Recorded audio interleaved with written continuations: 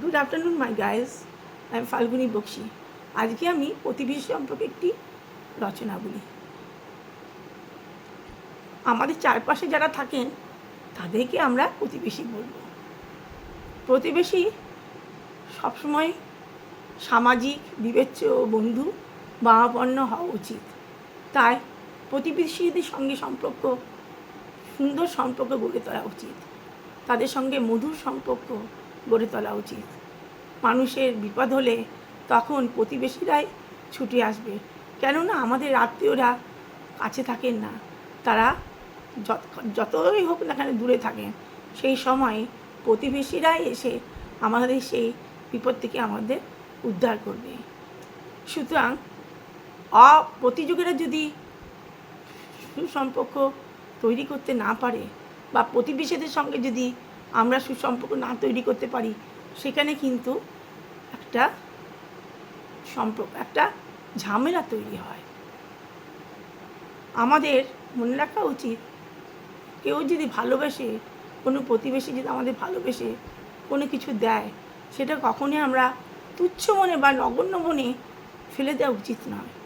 আমাদের সেটি সুন্দর মনে গ্রহণ করা উচিত এবং তাকেও সেই বিপদার্থে তাকেও সেটি একটি সুন্দর জিনিস দিয়ে তাকেও আনন্দ দেওয়া উচিত। প্রতিবেশীকে আমরা ভালো মানুষ হিসেবে গড়ে তুলতে পারি।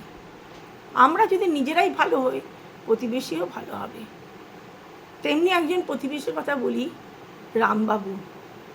তিনি একজন শিক্ষক ছিলেন। রিটায়ারমেন্টের পরে তিনি অবসর পান।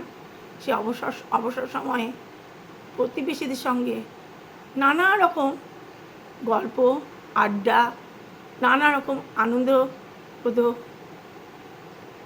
গান, রচনা, আড্ডা, বাচ্চাদের সঙ্গে নানা রকমভাবে খেলা, সবাইকেই খুব আনন্দ দিতেন।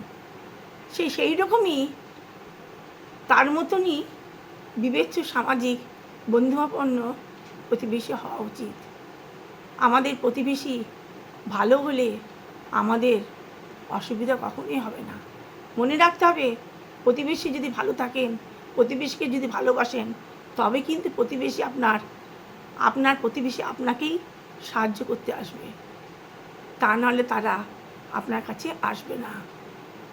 প্রতিবেশী যদি বন্ধু ভাবাপন্ন না হয়, প্রতিবেশী যদি সাহায্যকারী না হয়, তাহলে আমাদের জীবনে বিপদ ঘনিয়ে আসবে। ধন্যবাদ। এইটুকুই থাক।